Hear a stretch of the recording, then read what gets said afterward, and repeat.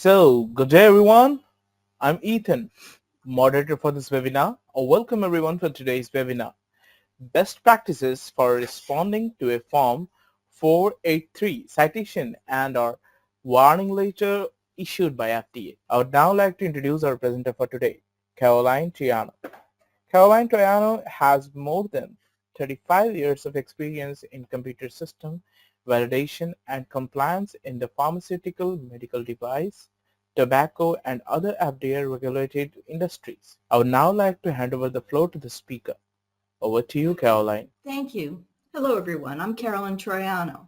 We're going to talk about best practices for responding to a Form 483 citation from FDA or a warning letter from FDA. Thanks for joining us.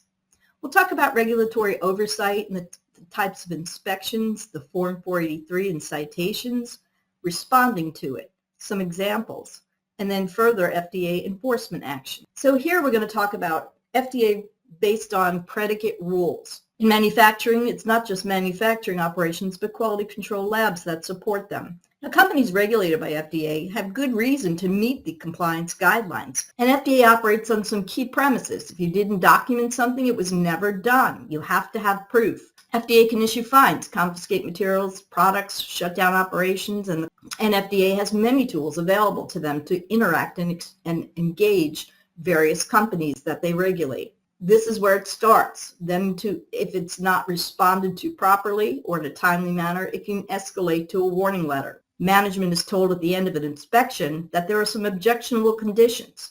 So there are many types of inspection: pre-approval, post-approval, routine GMP inspections, routine surveillance inspections, and for-cause inspections. Now the pre-approval inspections. Now post-approval inspections after your product is marketed. The team is going to review risks in a life cycle dashboard. If the PAI isn't necessary, the site becomes subject to periodic surveillance inspections, routine surveillance. The surveillance inspection is routine, biennial. The operating model says that the surveillance type of inspection applies to drug substances and products and processed materials, over-the-counter monograph drug products. Preparation for these inspections by FDA includes a complete review of your inspection history. Within 45 days of the end of the inspection, the ORA completes the Establishment Inspection Report, the EIR, and proposed classification. The activity includes the Office of the Chief Counsel, the ORA, the OMQ. The Generic Drug User Fee Act 2018-22 addresses timing of the communications with sponsors and facilities. Now, for-cause inspections are done generally in response to a specific event or communication. The routine surveillance inspections generally are done every 2 years. So Form 483, what is it? So an FDA 483 observation is about a condition. The records will support all of the other areas. So basically, they can look at anything. And what is the Form 483? It's made when, in the investigator's judgment, and that's a very key word, judgment, it's their opinion. So what's the purpose of the 483? It's discussed with the company's senior management at the end of the inspection. And what's in the Form 483? The observations are listed in order of significance. So when is the 483 issued? At the conclusion of an inspection. And is the 483 an all-inclusive list of every possible deviation? So what are the implications of this for the agency enforcement? What happens next? The FDA warning letter versus that 483. Unlike warning letters, 483s aren't posted on fda.gov but can be purchased. So the FDA provides the EIR and the draft 483s at the conclusion of an on-site investigation. It can be prepared either manually on paper, or you could do an electronic Form 483. FDA will create this in PDF format and print it, then submit it. Many companies are cited for failing to perform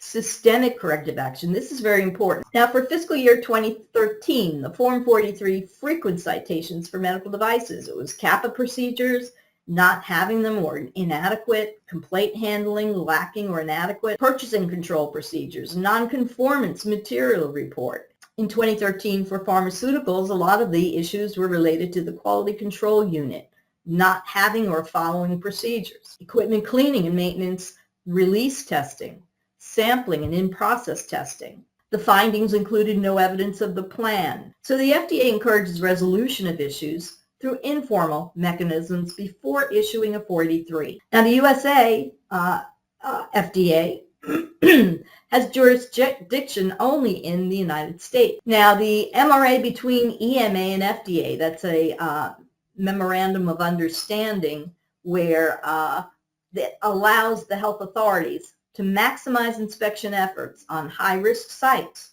And FDA has an annotation policy for medical device inspections. Now, a company that's cited with an FDA Form 483 has to respond within 15 days of receipt of the form. Consider the inspection process very seriously. Be prepared for it. Do mock inspections. Here's where your quality organization can play a strong role. Now, during the inspection, you have to address any comments, concerns, identify deficiencies immediately. Now, after the inspection, within 15 days, you want to make sure you get them your response. So how to respond to a 483? The best advice is to consider the following as distinct opportunities. So during and after inspection, you want to talk directly with the inspectors to clarify points. You don't have to agree with observations. Don't use any type of response that's going to be sounding like an excuse. The official response should take a systemic and global approach. Your official response should be crafted.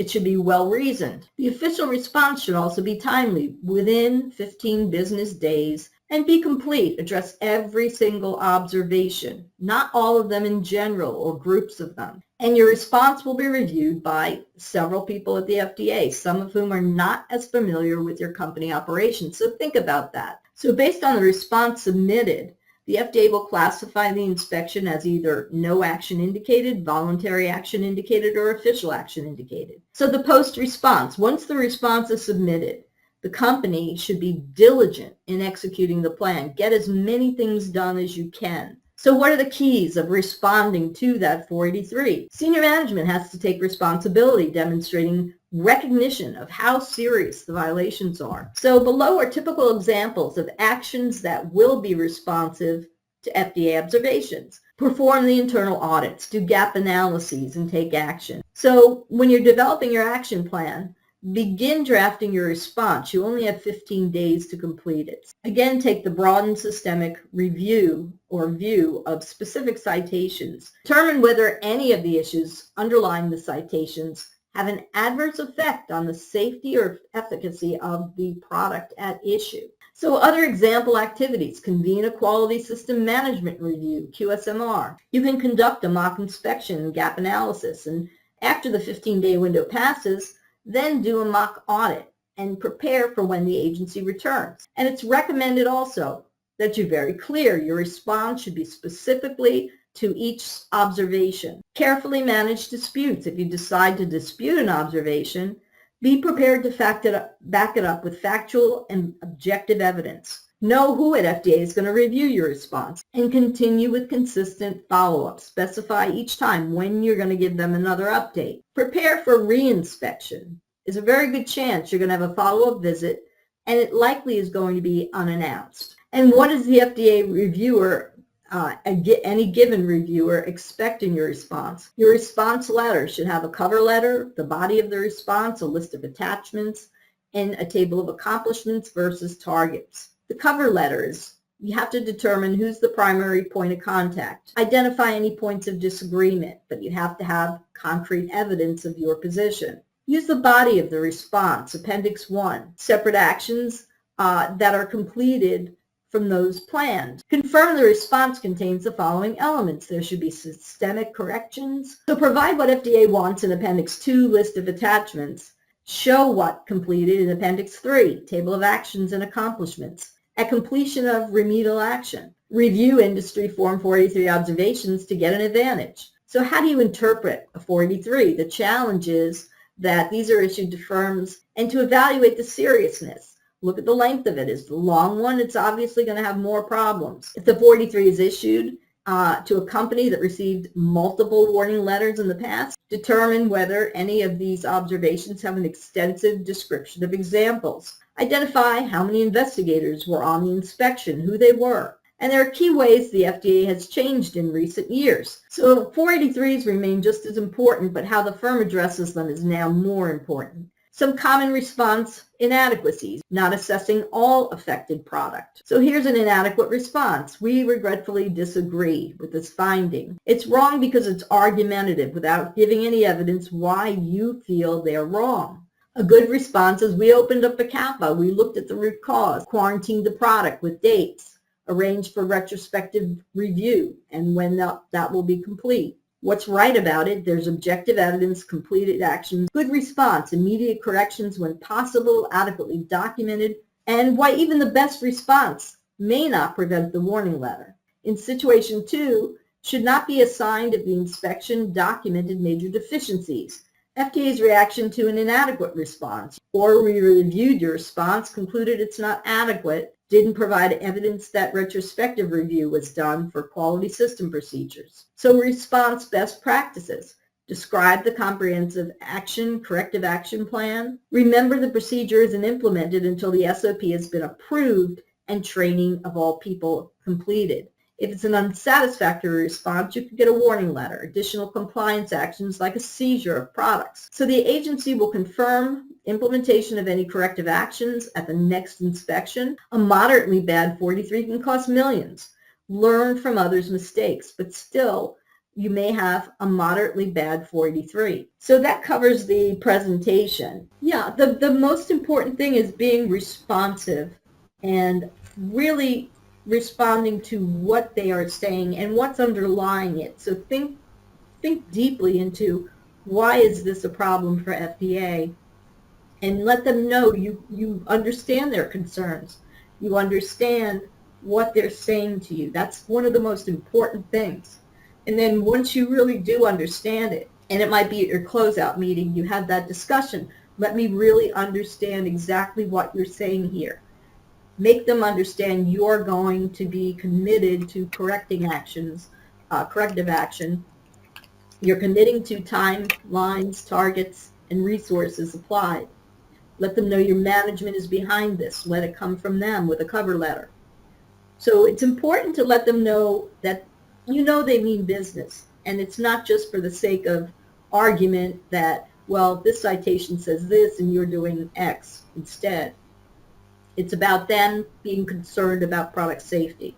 So everything should be looked at in that light of risk to a patient or consumer, and your actions should be in line with making sure you're minimizing, mitigating, or eliminating, if you can, any of those risks. Thank you, Caroline. That does conclude the session for today. You may all disconnect now. Have a great day ahead. Bye-bye. Take care. Thank you.